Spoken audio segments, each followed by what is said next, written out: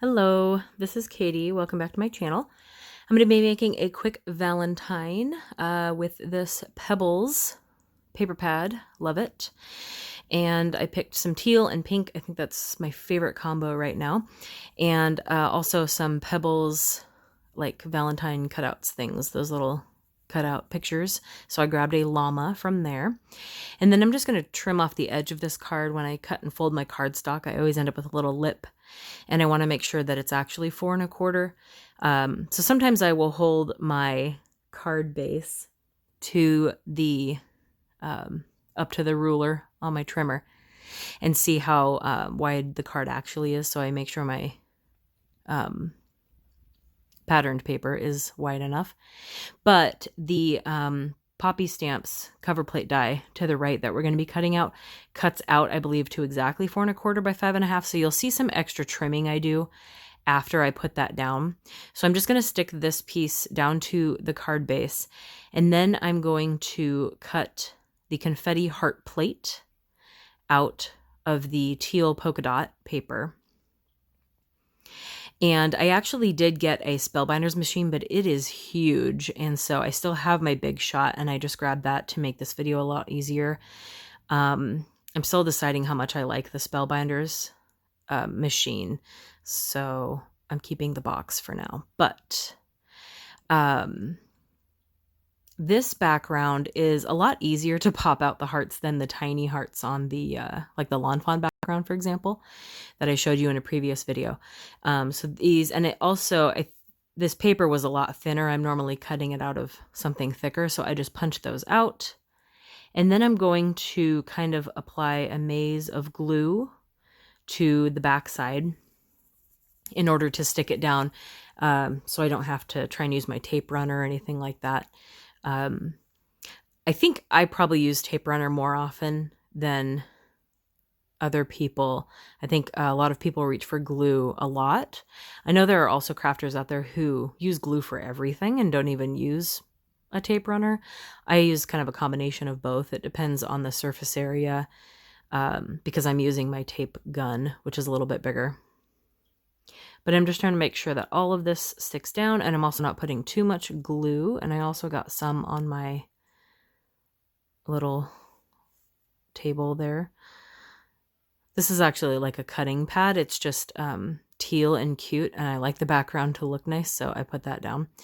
So I stuck that down, but you can see the pink paper kind of poking out near the bottom. So what I'm going to do is open up the card flat and kind of trim off a piece of the bottom.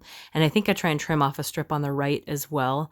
It ends up being good enough for me visually, but I can usually line that up and at least trim off if it's super obvious that it's poking out. So that'll be the background. And then I'm going to lift up this llama on some foam tape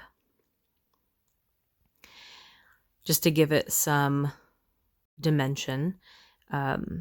I kind of thought about lifting up the confetti heart cover plate, the background, on foam tape, but that sounded like that was going to take forever with many, many tiny pieces of foam tape.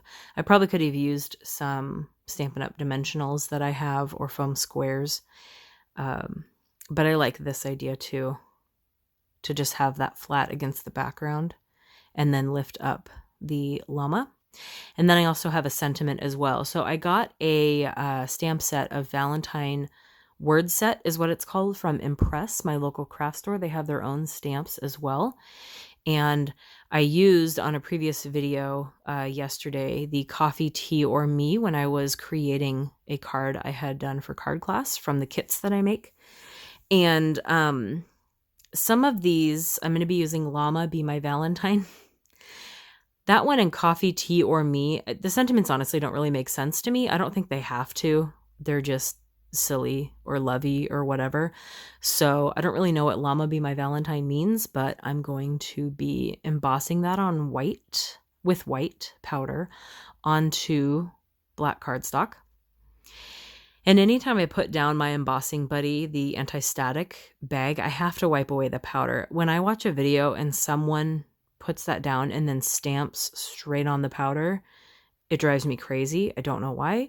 It works the same. If you wipe it away, it's already black cardstock. And so the powder's going to show. You can still kind of see where I powdered it. And I don't want to leave the powder on there. The anti-static portion of it works just as well if I rub away the embossing bag powder. So I stamped 2 just in case. I took a little black piece of paper out of my pile before I put it back in my bucket and put that away, get rid of all the powder. And then I'm just going to heat up my gun in the air for about 10 seconds.